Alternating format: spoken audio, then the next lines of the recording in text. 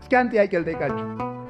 እናት ሕፃን ልጇ ጭቃ ሲያቦካ በጣም ፊት ታቅፋው የምትኖረው ልጅ መዳህ እምቢ ብሎት ብዙ ጊዜ ቢቆይ ለመዳህ በቅቶ ጭቃ አብክቶ ቢመጣ ምን ታደርገዋለች?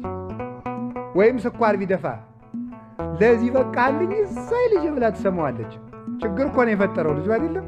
ዕቃ ደፍቷል፣ ግን ለመድፋትም መብቃት ብላ ትስመዋለች።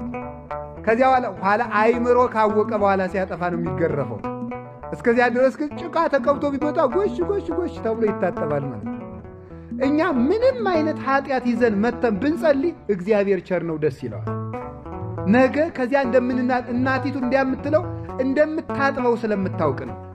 እግዚአብሔር እንደሚያነጻን ያውቃል። ከጸለይን እንደምንድን ያውቃል። ከጀመርን እንደሚያስጨርሰን ያውቃል። ሰይጣን ደግሞ ከጀመርን እንደምንጨርስ ስለሚያውቅ ነው። እንደው ሊቃውንት ምን ይላሉ? በዓለም ላይ ዋና ፈሪ ሰይጣን ነው ይላሉ። ታውቃላችሁ? ይሄን ዋና ፈሪው ማለት ታውቃላችሁ? ሰይጣን በጣም የመጨረሻ ፈሪ ነው። እኔ ፍርሃቱ የሚደንቀኝ ምንድነው? እኛን አለመናቁ። አይገርማችሁ? አሁን እኔን አለመናቁ። አሁን እኔ ራሴ 3 ቀን ሳላቋርጥ ጥሩ ጸሎት ብጸልይ እባብ ይመስልና ይመጣል፣ አይጥ ይሆንና ይመጣል። ኋላ ደግሞ እኔ በጸሎት ላሸንፈው ቆይ እና ደግሞ ጀማሪ ክርስቲያን ጳጳስ ይበልጣል አይደል? አቃጥላለሁ በጸሎት በስመ አብ ወወልድ ወመንፈስ ቅዱስ አሐዱ አምላክ ይትቀደስ ስምከ ትምጻእ መንግሥትከ ወይኩን ፈቃድከ በከመ በሰማይ ከማሁ በምድር። አቃጠልኩት ወይ ማለት ነው። አያልክ እስቲ እንደው ተቃጥሎ እንደሆነ እባቡ ብናርጌ ሰድጄ ይሆን ብለን ማለት ነው እኮ ነው የጀማሪ ጸሎት ማለት ነው። አያችሁ፣ አንድ የቤተ ክርስቲያን አባት ሲናገር ስለዚህ ጉዳይ ምን ይላል? እግዚአብሔርን እያሰብክ በመጸለይ እንጂ ሰይጣንን እያሰብክ በመጸለይ ሰይጣንን ልታሸንፈው አትችልም ይላል።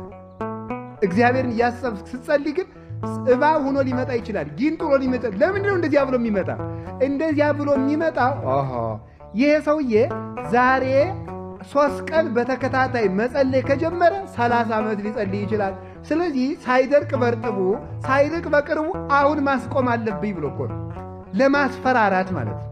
በጣም ፈሪ ነው። ኧረ እነዚህ ይሄ ሰውዬ ነገ አደጋ ይሆናል ብሎ ፈርቶ አሁን እንጂ አሁን እንጦንስን በፈተነበት እኔን መፈተኑ ያስቃል እኮ። ምን አይነት ደካማ እንደሆነ ወራዳ በእውነቱ ማለት ነው።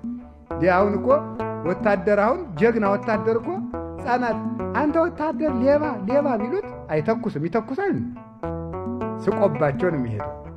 ጀግና የሚተኩስ ለጀግና ነው። ሰይጣን ግን ወራዳ ስለሆነ ወደኛ ሁሉ ይተኩሳል። ጀግኖቹም እንግዲህ እነ እንጦንስ እነ መቃርስ ግንባሩን ብለው ይጥሉታል። እኛንም የማይንቅ ሰይጣን ፈሪ ነው። ፈሪ ስለሆነ ነው እንጂ የሚያስጨንቃችሁ ስለማይዘለቅ አይደለም። አንድ ቀን ቅዱስ እንጦንስ ሲጸልይ አጋንንት በሙሉ ምን ይመጣሉ?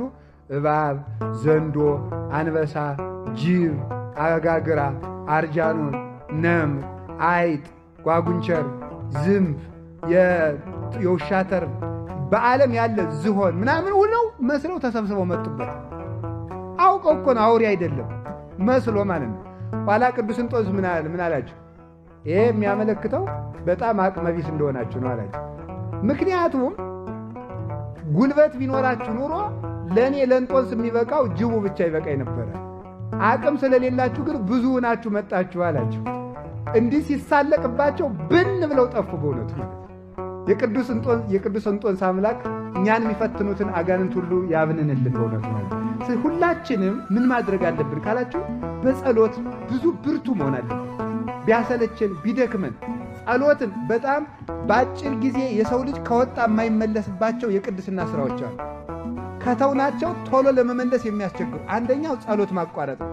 ሁለተኛው ቤተ ክርስቲያን መምጣት ነው። ሶስተኛው ሌሊት መትጋት ነው። እነዚህ ነገሮች አንድ ሰው እንኳን በዓለም የሚኖር ምዕመን መነኩሴ እንኳን 40 ዓመት ሲጸልይ የኖረ እንኳን ቢሆን ካቋረጣቸው ለመመለስ ከባድ ናቸው። አሁን ሌሊት ስትተጉ ኑራችሁ ከዚያ በኋላ 2 ቀን ካቋረጣችሁ መልሳችሁ ሌሊት ለመነሳት ከባድ ነው። ቤተ ክርስቲያን በተከታታይ የምትመጡ ከሆነ 3 ቀን ከቀራችሁ ለመመለስ ይቸግራል። ጸሎት ካቋረጣችሁ በኋላ መልሳችሁ ጸሎተኛ ለመሆን ችግር ነው።